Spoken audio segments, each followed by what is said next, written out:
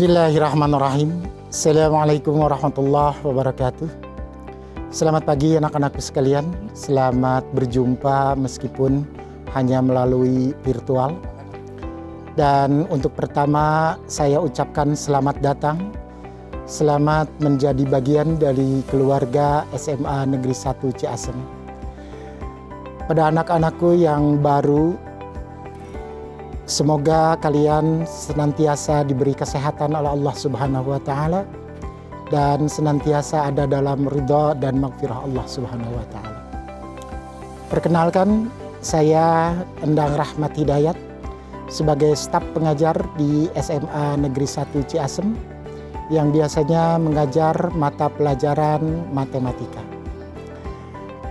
Anak-anakku sekalian, pada kesempatan yang baik ini saya diberi kepercayaan untuk membawakan materi tentang pendidikan anti korupsi. Korupsi secara pengertian itu berasal dari kata Yunani korupsi atau juga diambil dari bahasa Inggris corruption.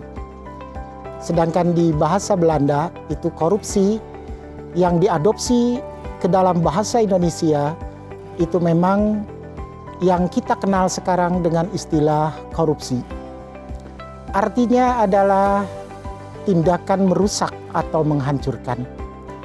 Pengertian lain bisa juga korupsi itu adalah menjadi hal yang buruk, hal yang busuk, hal yang sangat tidak baik dan senantiasa merugikan. Anak-anakku sekalian, secara pendidikan, korupsi itu diatur di dalam undang-undang yang terdapat pada Undang-Undang Nomor 31 Tahun 2019. Kemudian yang terbaru adalah Undang-Undang Nomor 20 Tahun 2021. Di dalam Pergub, yakni Peraturan Gubernur Jawa Barat, juga diatur tentang anti korupsi itu, dan ini dimasukkan ke dalam kearifan lokal daerah Jawa Barat dengan istilah Jabar Masagi.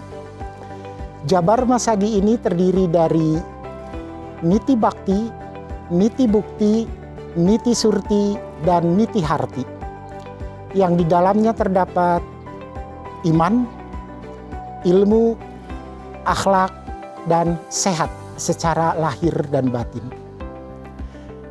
Anak-anakku sekalian, di dalam pendidikan anti korupsi itu ada 9 nilai yang harus kita pahami bersama, yakni terdiri dari jujur, peduli, kerja keras, sederhana, adil, mandiri, disiplin, berani, dan yang terakhir tanggung jawab. Inilah 9 nilai pendidikan anti korupsi. Secara pengertian, karena tadi korupsi itu adalah hal yang sangat merugikan. Kemudian di dalam Kamus Besar Bahasa Indonesia, korupsi itu dikenal dengan istilah penyelewengan atau penyalahgunaan, baik secara pribadi maupun untuk orang lain mengambil keuntungan yang melanggar aturan-aturan. Inilah yang harus kita pahami bersama. Karena itu dampaknya sangat luar biasa. Orang yang korupsi itu akan merugikan bukan hanya untuk negara, tapi yang paling terasa adalah untuk rakyat semua. Karena itulah di dalam pendidikan anti korupsi ini yang harus ditekankan adalah pemahaman bahwa korupsi apapun bentuknya, apapun jenisnya, ini hal yang sangat merugikan, hal yang sangat merusak generasi bangsa kita. Untuk menanggulangi korupsi itu tentu diperlukan yang pertama adalah penguasa yang berwibawa, sehingga mampu menanggulangi orang-orang dan rakyat yang melakukan korupsi.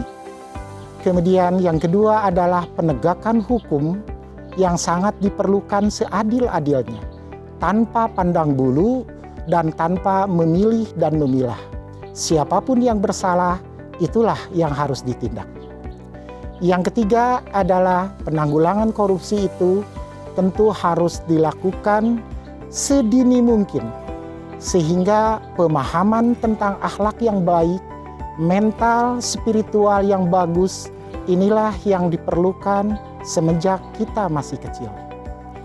Itulah dasar-dasar yang harus kita pahami bersama, bagaimana korupsi itu harus ditindak tegas oleh kita sekalian.